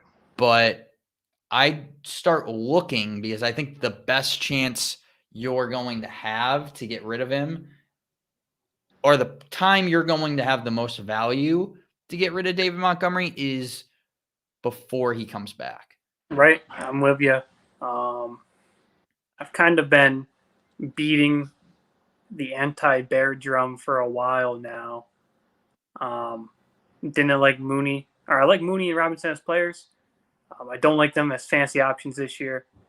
Their running back does seem to be their only bright spot, but again, like it's not going to take teams very long to realize we stop the run. Justin Fields will give us the ball, and we don't need to do anything. He had 5 this game. Mm-hmm. Fumbles, 3 interceptions. Like, kind of called it. I said it was a do-or-die game for him. He died. No, like that was like death. 1 point back there. They need revival at the quarterback position. Justin Fields is not it. And it's hurting their team, and I think it's hurting the fantasy options. But I'm with you. Trade David Montgomery before he comes back, because when he comes back, it's like they're going to be like, oh, it's David Montgomery. Load the box. We'll have Justin Fields beat us, and we'll just pick him off 3 times. And I think I'm with you. Get rid of David Montgomery. I think I did this year. Pretty sure I got rid of him in 2 leagues. So yeah, I mean, this Bears offense is just like a mess. I'm not really sure who's at blame. I don't think Fields looks great. Looks good at it by any stance. I think that coaching staff looks like it's on its way out. So It's a mess. I would just try to have as little shares of it as possible. Yeah. Anything else from this one? No, I mean, I was kind of right with Tampa Bay. So Tampa Bay was going to have a great game. They did. Not everyone, but I mean, they had, Mike Evans, Chris Godwin, Tom, Fournette. They all put up good games. Kicker, defense obviously put up great games. Defense playing against Chicago, could have possibly gave you a little bit of an edge on your league, especially with some teams putting up negative points this week. Just a great game for Tampa Bay. And an awful one for the Bears. Oh, got off. On to Sunday night. I obviously had I think this was the only thing that I was right on, or probably maybe not only, but the thing that I was most right on, and it's not even fantasy related. The Colts just lulled people to sleep. They made them think that they were so terrible, and now Carson Wentz, when he's not throwing drop picks, is looking like an MVP. I don't tell anyone I said MVP, but Carson, maybe he's the MVP. Like real talk. Did you? I don't think he is the MVP, but I think he's looking like he's looking very good right now, unbelievable compared to where we were at last year. He's thrown one pick. I think he's thrown the least picks in the NFL by somebody who's throwing the ball a decent amount of times. I can't tell if you're being funny because it's not, but or if you actually mean this, and I'm confused either way. Carson Wentz is not anywhere near an MVP conversation. I mean, why do you say that? In a sense, near MVP conversation, but a real one. This sounds like someone who's very bitter about not having Carson Wentz on their team. I am fine. I have Kyler Murray. Very fine up not having him on. No, I mean on your actual team. I have Kirk Cousins. I don't like Kirk. Made that very clear. But I'd rather have Kirk than Carson. Okay, that's insane. Oh, I don't think it's insane. Well, one's looking like his old MVP self. MVP candidate self. He had 150 yards. And the other Did you see the weather? It was damn near hurricane out there. If you could throw over 150 yards in that wind, I'd say you could. That's almost like throwing for 500. But when I said that for the Broncos game, I got well, there was no hurricane in that one. There was no hurricane in this game. It's actually in the. What do you mean? Can't have. They were wearing gloves. Both quarterbacks were wearing gloves because they had to. They had to. Yes. They had to. Yes. They're being held at gunpoint saying if you don't wear gloves, you're out of the NFL. Okay, so when have you ever seen, due to weather, a quarterback both quarterbacks wearing gloves when they normally don't wear gloves? Because I've never seen that before, where guys are both quarterbacks being yeah, we need to wear gloves because we can't grip the ball.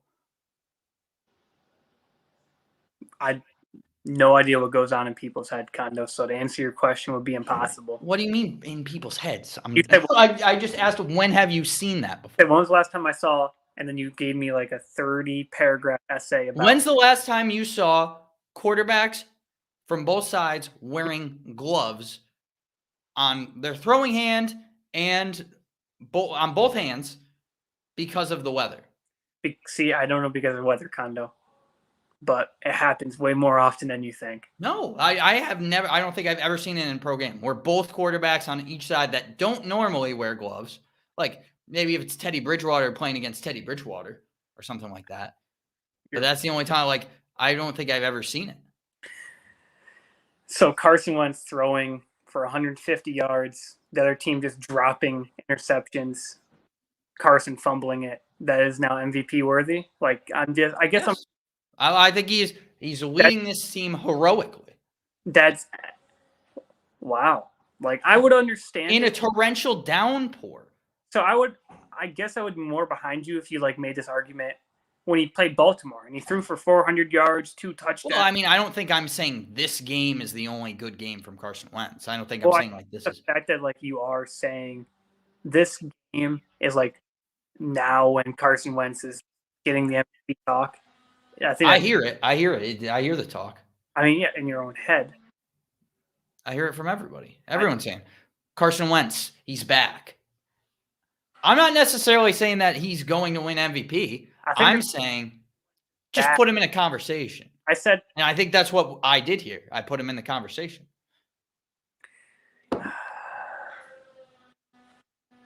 I wanted to talk about Elijah Mitchell in this game. It's like 100% his job. I think that's like unquestionable. Trey Sermon can get dropped. Really anyone other than Elijah Mitchell that's you have in their backfield, unless you're holding on to him for handcuff reasons. And I don't know that I would even do that because I'm not sure we know who the guy is going to be. And I don't think the San Francisco team, like both teams ran the ball really well in this game because of the weather. So I don't know if like they're running as well without it. But it's 100% Elijah Mitchell's job. And he's the guy to own.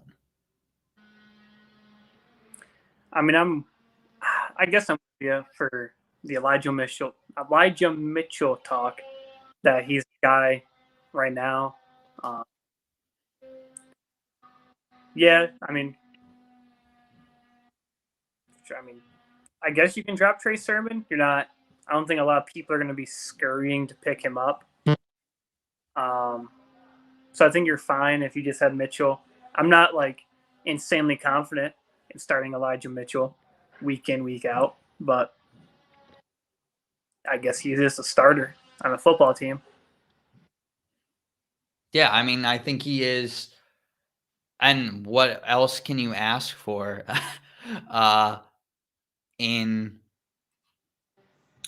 what else can you really ask for in like fantasy football? Like a starter on a football team is like a valuable asset, right? Like, well, see, a starting running back. But when I say that though, I'm like ridiculed because you're like, oh, you traded away 2 backups for. Well, they were who were starting at the time.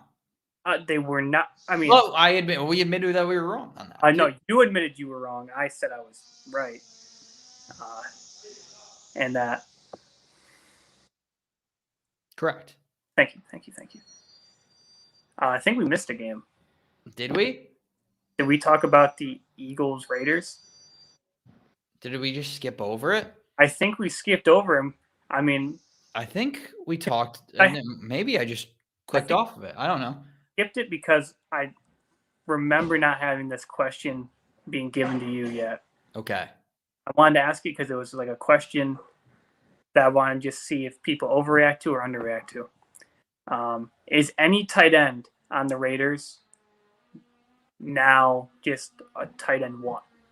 Like, not is if you are the starting tight end, are you now a tight end 1 if you're on the Raiders? Probably, yeah. I mean, Austin Maru now has 2 weeks over double digits, killing it. I picked him up, and that was probably like my fault on the show for not saying that with the Waller news. Kind of dirty. You never told people. But. Honestly, did the Waller? I think the Waller news came out before or when we were doing our Friday show. I don't want to make excuses, but we did do an in-person show that was prompted by somebody else on the show, and I had to set up this whole set. I had a freaking casting couch in here. I had to clean that off. God knows what was on that thing. And then had to just set up all the lights, get all the equipment ready. I had to fix the camera like 10 times. Yeah, it's tough. A lot of things going on in my head. So you tell me, you know what? If I say O.J. Howard's going to be decent 1 week and he's not good, I can live with that with all the other things that were going through my head at the moment. I should have said like Foster Moreau as an option just at tight end because of how that Las Vegas offense operates. He had 18 fantasy points. I stuck him in the one league that I had Waller. So I think that's kind of the story of this game is like the replacements, right? Yeah, I mean, Kenyon Drake, Foster Moreau, and Brian Edwards. I And think. Gainwell for the Eagles. Oh, yeah. Miles Sanders down with an injury, Right. and also Josh Jacobs down with an injury. Right. They get a bye week next week. It's a chest injury. They said that he avoided serious chest injuries. They get a bye week this week, and then they're playing the Giants. So hopefully he'll be back for that. But yeah, no, backups all around for the Raiders. All the backups look good. Foster, Kenyon, and Brian. I'm counting Brian as a backup just because I think Henry Ruggs and Hunter Renfrow are the two wide receivers that should be rostered over Edwards. Yeah, I would agree with that. Going on to questions, and then we will get into. We always forget to talk about the Monday night game, but we will close out the show with that. Does my friend win? He's up 31.58 playing Alvin Kamara and Marquez Callaway. That's going to be a close one. I don't believe in Callaway too much. You are a Callaway hater. I am. But I do believe that Alvin Kamara could put up like 25 points on his own. So does Callaway get 6 points? Maybe. That's a really tough call. I think it's going to be very close. But you know what? I'm feeling a little bit optimistic today. Colts won. It's a victory Monday. Carson Wentz is playing MVP caliber football. I'll say yes. Your friend does win. What about you, Cody? I don't know. He's playing someone who has Alvin Kamara and Callaway, correct? Yes. I think he loses. Seattle is giving up 430 yards a game, 140 on the ground. Alvin Kamara is a very capable running back, if not one of the best to do it right now. That man can probably go for 30 points by himself this game. And to be honest, who else are they putting out there? I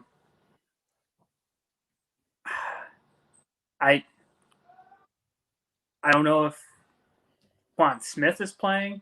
Michael Thomas is obviously still out. It's Callaway out there.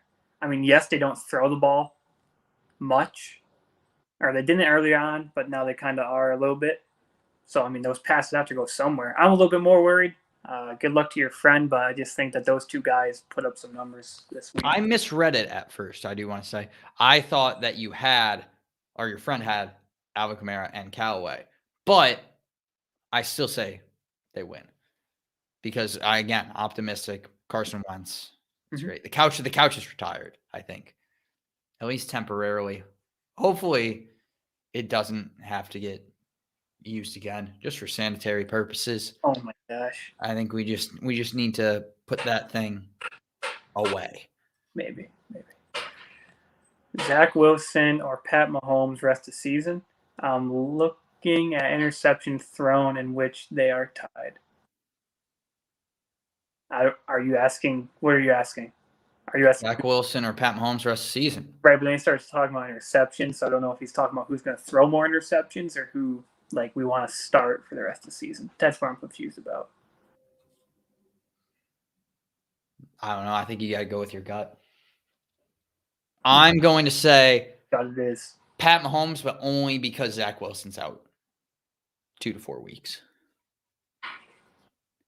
We saw that one already. Did Wentz potentially throw the worst interception in the history of the NFL in last night's game? No. He did not have an interception in last night's game. It was a fumble. Moving on. Rather have Kirk Cousins than Wentz. Thank you. I mean, thank you. If you want to have a pedestrian football team and waste the careers of Dalvin Cook and Justin Jefferson, I agree with you.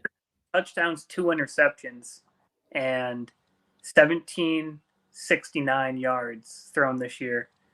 Carson Wentz, hold on, I got to keep scrolling down past all these non-starters to find. You tell me when Kirk Cousins plays in a hurricane, and I'll get back to you. Carson Wentz, 1,600 yards, 11 touchdowns, 1 interception. Kirk Cousins. Interception. That's incredible. That touchdown interception ratio is actually, I would say, better than Kirk Cousins.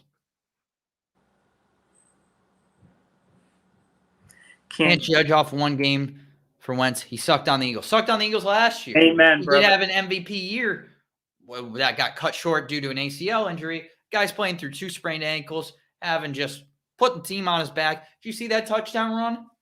Incredible. The guy is having a great year. Great year. Happy for him. Atmospheric river. I think that's one way to call what was happening last night. Teddy Bridgewater does wear 2 gloves. Carson Wentz not a top 5 quarterback yet, I think is the word that was forgot there, yet. No, Carson Wentz is not a top 5 quarterback, period. Moving on. All right. Cody, you know what? You had a good week, but I don't know why you want to end it by being wrong. You want to make the bet right now. Put your money where your mouth is. We're doing the bet. Carson Wentz, not top 5 quarterback end the season. Here we go. Like in fantasy? I'm not saying that he's a top 5 fantasy quarterback. MVP. MVP is what you said. I said he's in the MVP conversation. All right. So conversation will be top 5, even if he doesn't get it. Well, I literally put No. It's okay. Put the money where the mouth is. We're just doing it like that, all right? Well, I think you're trying to make a different argument than I am. You said Carson Wentz will win MVP this year. No, I did not say that. That he's in the MVP conversation. I said he's in the MVP conversation, and we were talking about it, so that makes it a conversation, right? What is a conversation? Conversation is a talk between people. We were talking about Carson Wentz potentially being an MVP conversation, and I think that conversation about a potential conversation is maybe even the conversation. Tyler Huntley for MVP. I mean, he's in this conversation. Tyler Huntley for MVP. I don't think Rivers used 2 gloves, but I don't know about Kurt Warner. I don't think Kurt Warner did. I don't know. Maybe they also played in an atmospheric river. All the pictures that I'm seeing of Kurt Warner have 2 wristbands, but not any gloves. Do you see the preview for the Kurt Warner movie? It does not look great.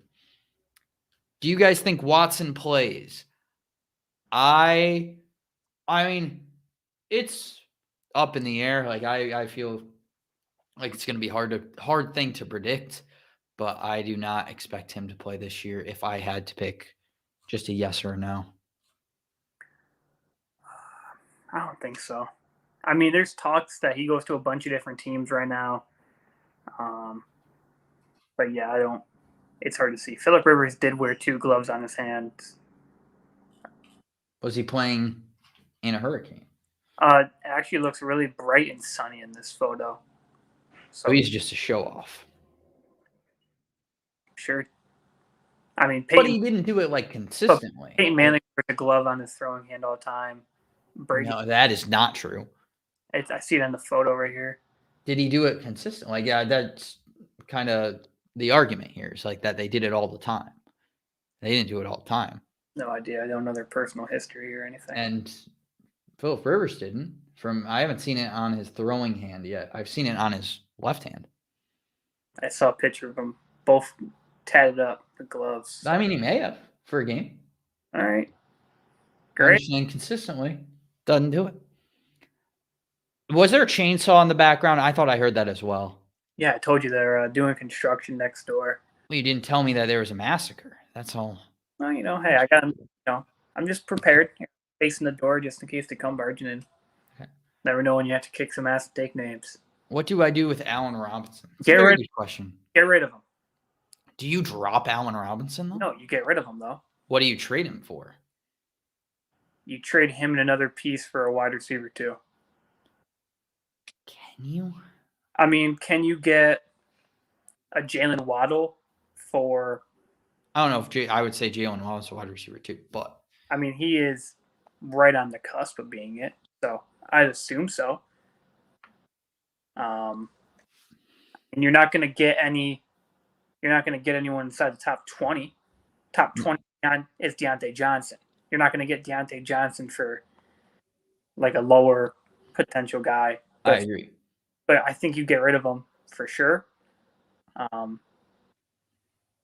If no one wants to make a trade for him and another piece for a low end, like a Tim Patrick, Jalen Waddle, Henry Ruggs, Hunter Renfrow, then I'd say drop him because you can pick up AJ Green, KJ Osborne, Cole Beasley from most waiver wires. But yeah, I would say you can try to sell I like Laviska Shenault as an interesting buy low. I think there's some guys in that conversation that you might be able to. I don't even know if you get Laviska straight up for him, but that's kind of the territory we're talking about now. It's crazy. Maybe that's even a guy that you go out and get Michael Thomas for. I would say Allen Robinson and something else for Michael Thomas. I think would be an interesting. Pretty sure Cody won the backup running back trade. Hindsight is 2020. I had hindsight before with 2020. So, but we've also talked about your eyesight on the show. Yeah. What can I get if I give up Schultz and A-Rob? You think I can get Zach Moss? Probably. I got offers for Zach Moss for no bun. So. Yeah, I think depending on how the guy is at running back, you might be able to do that. I would say definitely give it a shot. I mean, Zach Moss has fallen. I mean, he's 26 now. He was, putting up some. He was putting up some crazy numbers. They're not crazy for what his role is. 15, 18, 12, 12, 5 now. So now is the time to buy him for sure. Down 33 chances at victory are very slim. Do I play Kamara or Collins? Do you want to win? I think is the question. And if you want a chance to win, I would start Kamara. Yeah, I mean, Alex Collins is questionable, so I'd question your ethics, your integrity, if you start Collins over Kamara. But hey, I don't know you, don't know your league, so I don't know anything about it. But if you want to win and play fair, then go with Kamara. Yes, that is true. Tre'Quan Smith is supposed to play tonight. What are your expectations for him? No idea. I don't know how I'm feeling. How are you feeling about it? Yeah, I mean, I'm not feeling good. You're not, hopefully, not starting him. But that could be a guy that, with a good showing, gets brought up on tomorrow's show. Would definitely like to keep an eye out and just see how involved he is. Yeah, I mean, there's not a lot of bodies in the, out there right now for New Orleans. So do I think he has an opportunity? Absolutely. He has more of an opportunity now than when Michael Thomas comes back, for sure. Oh, yeah. But I just don't know. Just because, Callaway has been their guy, in my opinion, he should have been the guy out there the whole time. And he's kind of hit or miss. I mean, last game, obviously 25 points, or 24.5 with 2 touchdowns. So, I don't know. It's tough. Yeah, you're definitely not playing him, but am interested to see how that goes tonight for him. Right. So I can take extras feeling very confident in Tre'Quan Smith. I could see him catching a touchdown pass. I could see it being a good day for him. Kondo said he will shave both of his eyebrows if he catches a touchdown pass. I cannot afford to shave both of my eyebrows. Yeah, all right, do one. This is second take. I don't think I can afford to do that either. Is Javonte a running back 2 rest of season? Maybe back end. I mean, I don't think that he's my outlook on him isn't much different than it was before this week. The split was still pretty even. He just had a way better game than Melvin Gordon. Right. That's why it's hard to say that I feel crazy confident in him. Maybe like in that back end, just because running back is what it is. Right. But I mean, running back super thin. There's been more injuries this year than I can think of for years past, as far as the big name people. So yeah, I mean, he has a good chance to finish as an RB2 rest of the season for sure. I mean, he's 18th right now, before this week's update, obviously. But I mean, it helps going into halfway through the season if you're already inside RB2 conversation for sure. And Kareem Hunt's out, Nick Chubb's hurt, Saquon's out, Dave Montgomery's out, Josh Jacobs banged up, Miles Sanders banged up, Chris McCaffrey's hurt, Dalvin Cook isn't 100%, CEH is out. I mean, yeah, with all these injuries, sure. as far, I believe this goes telling us the squad as far as the Dalton Schultz trade would go. I think this is more what we need to see. Barkley, CEH, Najee, Chase Edmonds. Yeah, I think that Zach Moss is definitely gettable for that then. Right. I like it. I like this one. This was my favorite comment maybe we've ever had. Just this show is pretty good. I think that's all we can aspire to. If it was actually if it was this show is good, I wouldn't trust it. But this show is pretty good is probably that's a fair assessment. I think not only fair, but also I love the honesty and just I think we've lived up to every expectation we had for ourselves. By just being pretty good. My expectation was to be canceled after show 2, and the fact we made it this far. I think we're closing in on 20. I think we surpassed it because we haven't been doing it for over a month now. Yeah, that might be true too. we might have 20. Last week was week 5. Please do this next question. Oh boy, I didn't see. Oh boy. The second that's a tough one. A Rendon rest of the season. I'm gonna go second take extra because second take extra. He's more interactive. He tells us his teams. I'm more invested into him than Rendon. Rendon just comes on. You're just throwing shots at Rendon didn't ask for shots. He comes on. He agrees with Kondo. I'm pretty sure they're cousins. It just no. I'll let you take your cousin. I'll take I'll take our day one. The guy who listened to us. I think Rendon was actually on our first show. No, it was. I think he might have been. Rendon was, I think, the first comment that we've ever gotten. Extra.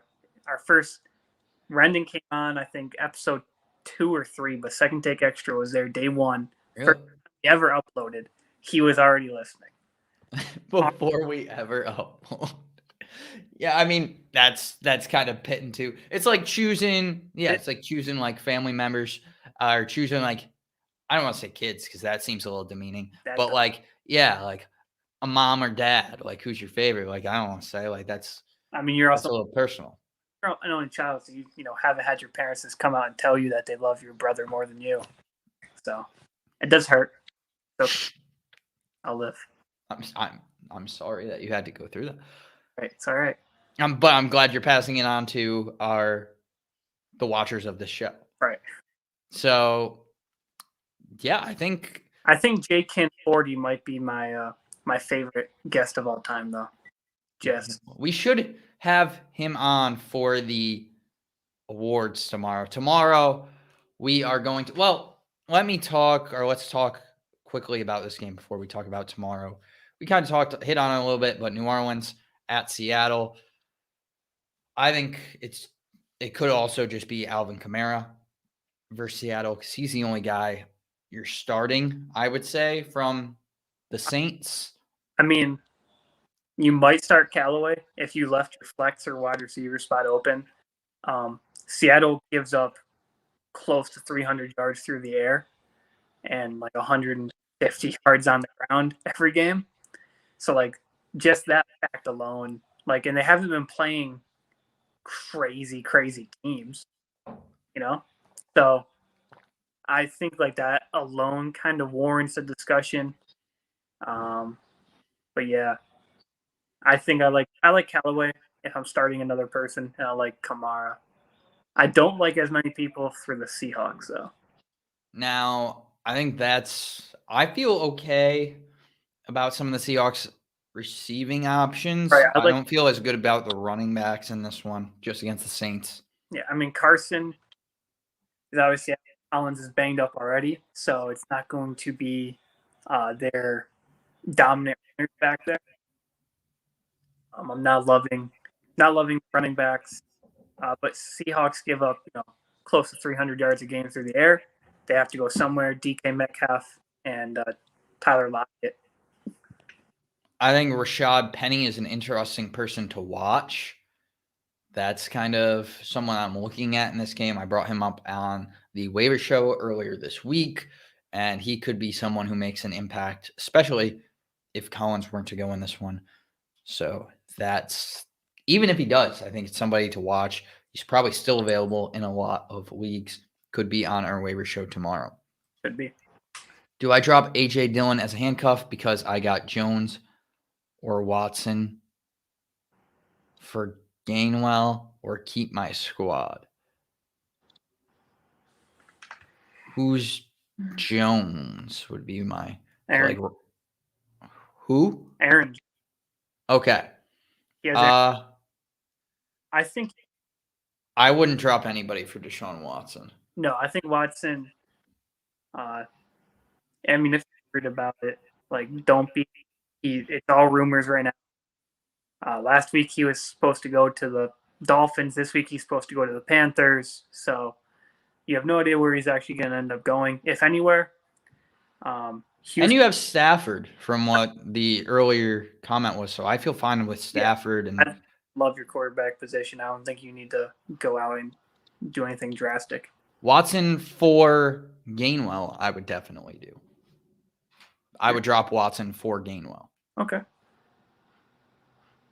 Would you do that? Sure. I mean, dropping Deshaun Watson for a guy who's actually on a football team and playing? Absolutely. Smart decision. Is Chargers defense a good defense for next week? Who are they playing next week? That's what I'm about to look up. Man. The Chargers, not the Chargers. Chargers. Chargers is more up the Deshaun Watson area. Right. The Chargers are playing. That was a low blow. I apologize. The Chargers are playing New England Patriots next week. I don't think it's a great start just because they're giving up 100. They're giving up the most yards on the ground a game. And as we saw, New England is not afraid to just run the ball. And they're pretty good at it, I'd like to say. They're not terrible. It's an interesting start if you do start them. Yeah, I mean, depends who else is out there. Right. Would be my number one thing. So I would just keep an eye out for if any defenses are dropped. So I wouldn't try to get early on the Chargers, I would say. I wouldn't waste my top waiver claim on them. Do I get Madison or Gainwell or Gallup off of IR? I would go Gainwell. He's starting, or if Myles Sanders is going to miss time, he's a starting running back. Right. And he's a very good player too. So I'm with you. And then also get the Cincinnati defense. I think the Cincinnati defense plays the Jets. So I would go Cincinnati defense. Jets. Yeah. That is means for celebration if you are able to play a team like the Jets. Especially with their starting quarterback out. So that is it for us today. Unless anything comes in the last minute while I am signing off. Long show. Very long show. Back to day one. But we covered everything. I don't even know, not funny. I like the Jets. I'm sorry, the second take extra, but it is funny. The Jets are a funny team.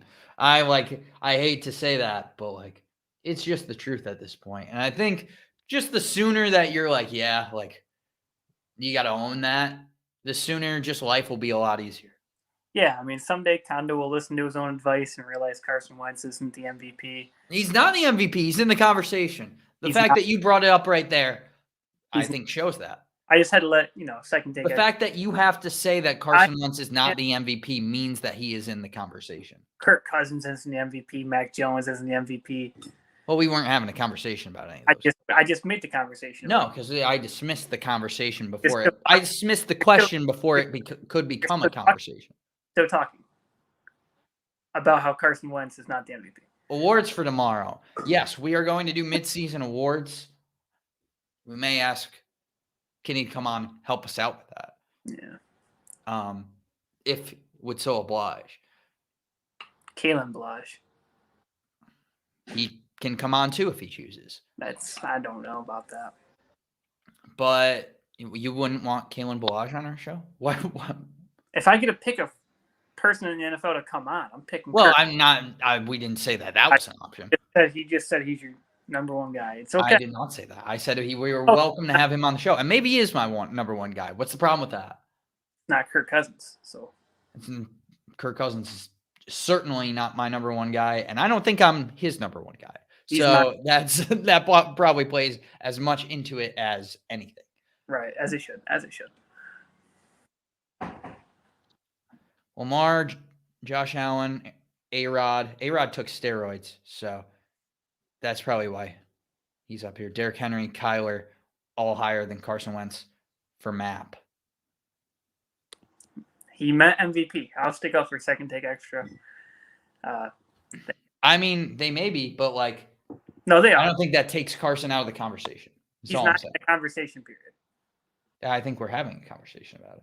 The fact that there was questions about Carson Wentz, where he ranked, puts it in the conversation. Who made a question? No one. No one made a question. A question isn't a conversation. A conversation is a conversation. No one made a conversation. You just said no one made a question. Or someone made a question. What? You said someone made a question about where he ranks. The fact that we're discussing where he ranks. No, you said that someone asked a question of where he ranked. That's what you just said. Yes, I agree. Second take extra is MVP. In the conversation, for sure. No, MVP overall. That is it for us. Thank you for listening to what's been probably just like a stupid run for the last hour about a lot about Carson Wentz. Who's not stupid. Very smart and intelligent man. I don't think so. Why? You didn't need to throw that kind of shade. Wait, what? What'd you say? I said he's a smart and intelligent guy. What did I say? Because I'm having a different conversation. You just said no. I said yeah, no. You were having a conversation about him being an MVP, which puts him in the conversation. Oh my god. So all of it. I would love to have Carson Wentz come on and defend himself for being in the conversation. Because good. If Carson Wentz was to come on and have a conversation, then he would definitely be in the conversation. So would love to have that just to solidify my stance on Carson Wentz being in the conversation. But as for today, thank you all for listening, watching. As always, you can support us in a variety of different ways, either following us on YouTube, Your Wildest Fantasy Football Show, Twitch, Your Wildest Fantasy, podcast form, listen whenever. And yeah, I think that's it for us today. We will be back tomorrow with mid-season awards. Oh, yeah. And obviously your waiver claims of the week. We will see you then. See you then.